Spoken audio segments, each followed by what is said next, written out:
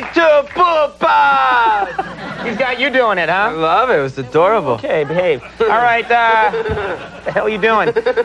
My next guest tonight, ladies and gentlemen, has starred in The Godfather Part 2, The Freshmen and Sleepers. Currently, he can be seen in Donnie Brasco and a play called Bunny Bunny at the Lucille Lortel Theater. Please welcome a very busy guy, Bruno Kirby.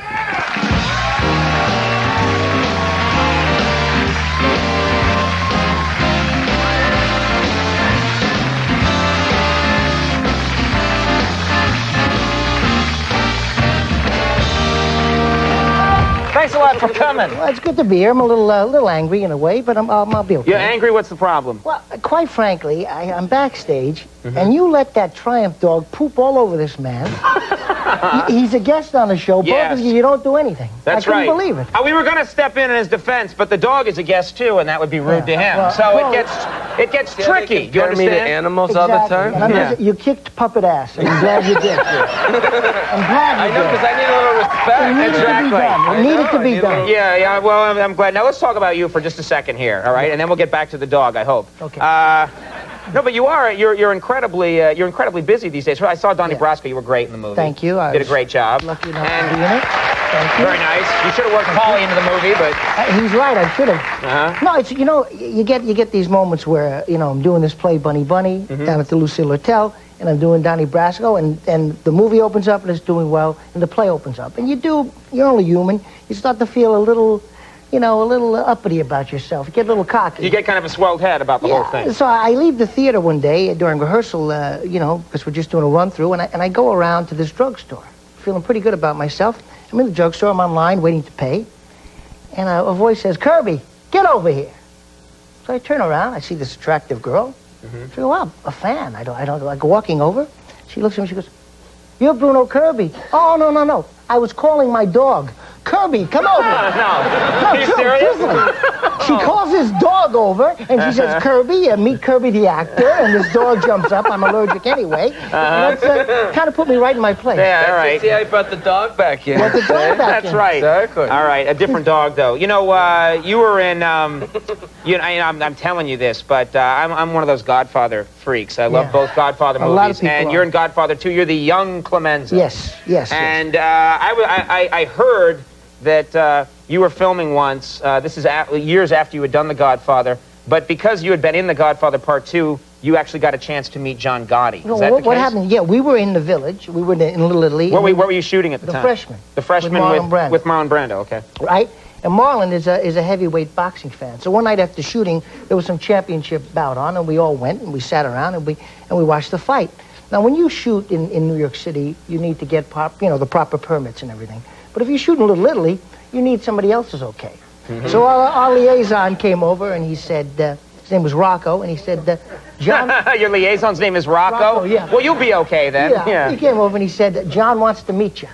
No, that's all we needed to know. John wants to meet you. That was enough. So myself and Matthew and Marlon. Matthew Broderick. And Helen Hunt was with us.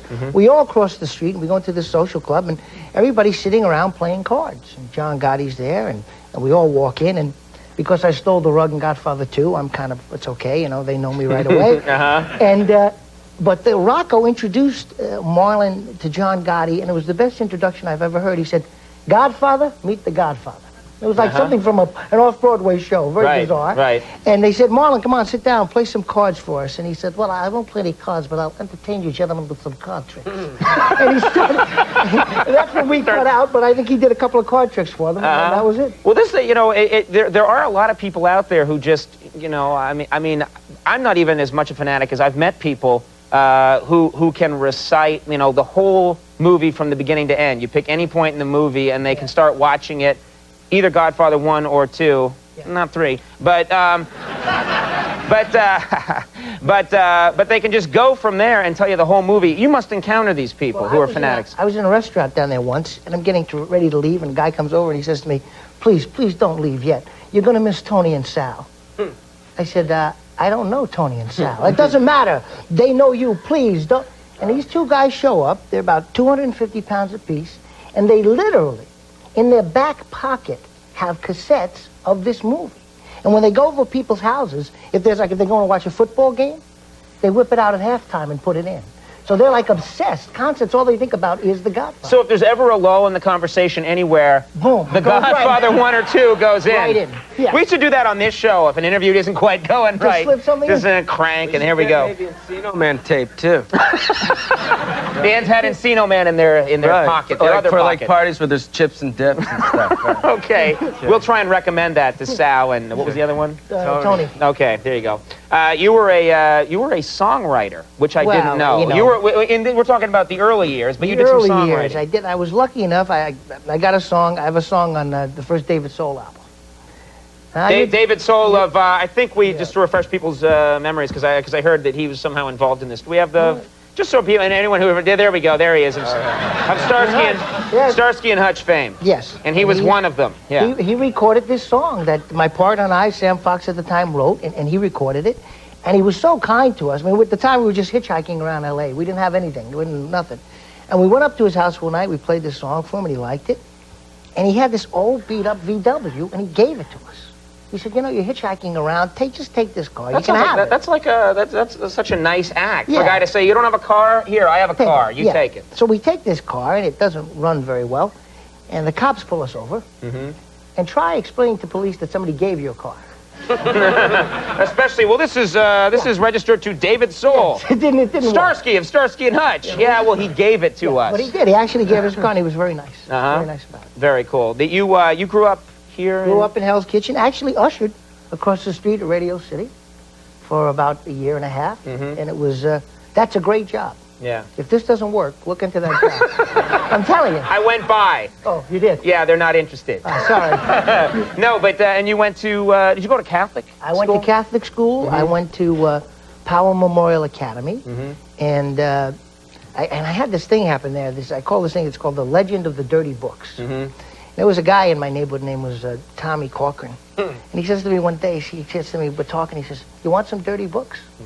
And I'm no fool. I immediately say yes. Yes. The answer to that is always yes. And he says, John Alleman has got some dirty books. I said, well, Tommy, John hates us. Why would he give us the books? He said, come with me, I'll show you.